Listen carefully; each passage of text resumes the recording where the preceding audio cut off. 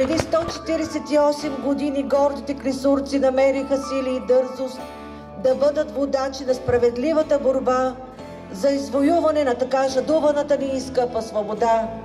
Свобода, която свързва местътена на черешовото топче, превърнало се в символ на пробуждането на цял един народ.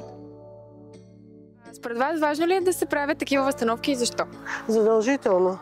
Това е патриотизъм, родолюбие и всичко. Не трябва да забравяме нашите родни места, това, което хората преди нас са направили, за да можем спокойно ние да се разхождаме и да живеем и да обикаляме не само България, но и света. Според мен е важно, защото с помощта на тези възстановки самата история на България се предава на различните поколения и се вижда по различен начин, по по-интересен начин.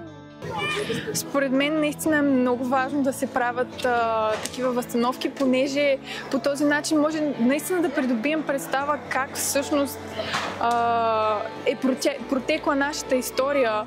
С такива възстановки може да запалим интереса на децата и много по-лесно да учат, да помнят и да знаят тези много важни дати за нас като българи.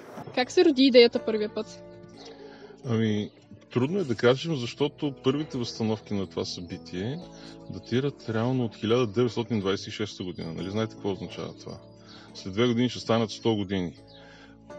Първият сбор на въстаниците, на оцелелите ветерани от априлското въстание в град Клисура е през 1896 година, когато по случай 20 годишните се събират, но тогава не е било възстановка, защото има все още много живи хора. Реално по случай 50 годишната през 1926 година събитието се отбелязва грандиозно в град Клисура, построена сграда читалище памет на подвига на клисурци и от тогава реално на кръгли дати започва да се отбелязва по такъв начин с историческа възстановка, а можем да кажем, че ежегодно събитието се отбелязва по такъв начин повече от 70 години, всяка година без прекъсване.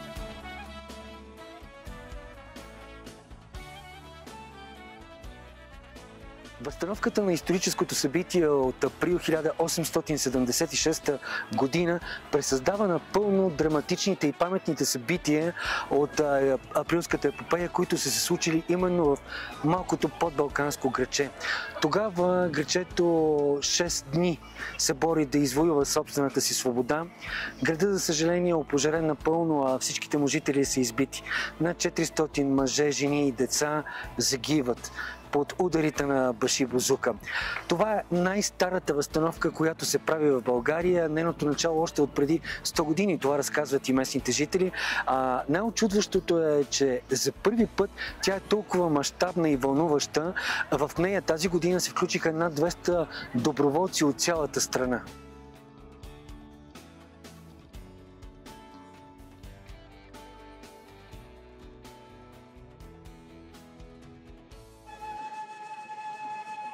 Години на гнет и тама.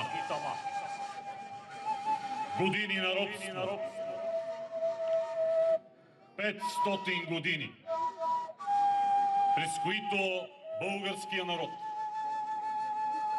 успява да съхрани духа си, да запази българщината и стремежа си към свобода.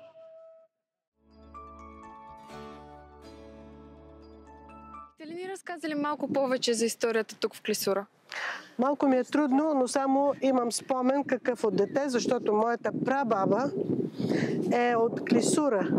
И точно по време на това въстание, 76-та година, когато турците са ги подгонили клисурци нагоре да бягат, тя е била пеленаче на 6-7 месеца. Майка я захвърляла някъде из храстите, защото нагоре като бяга не може да я носи.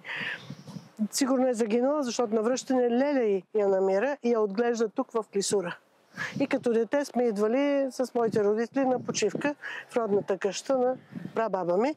Но когато идваше 3 март и всички такива празници, прабаба ми Марийка много обичаше тази песен и там е написано: "Пустите клисурци, станали московци." И когато чуя тази песен, настръхвам и се просълзявам от умиление. Говоря сериозно.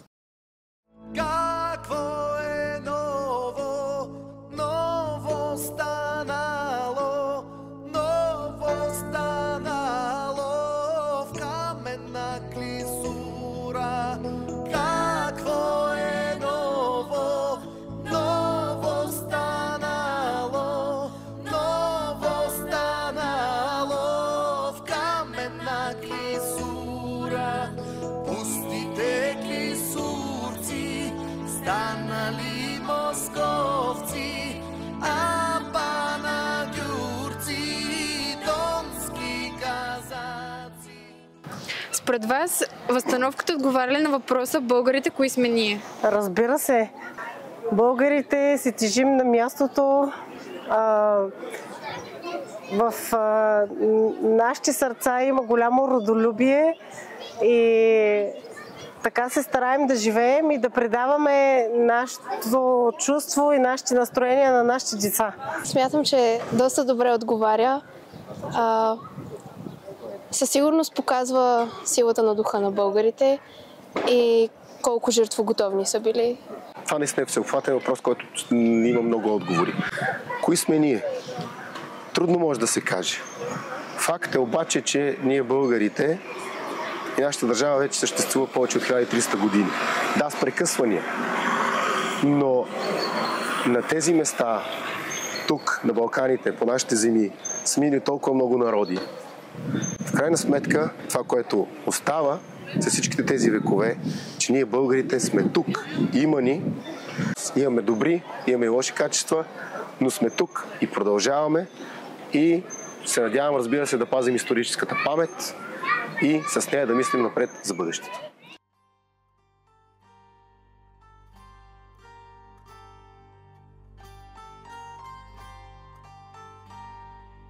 Пукна черешово топче. Гръмкият му звук отекна в душите на клисурците и надежда зароди за народа български, за свободна България. Всички на оръжие, всеки готов за борба, кръв да пролива за свобода, очернено минало, тегнало тежко в сърцата на въстаниците, но готовността им ги водела сляпо за ръка към мечтата за свободна България.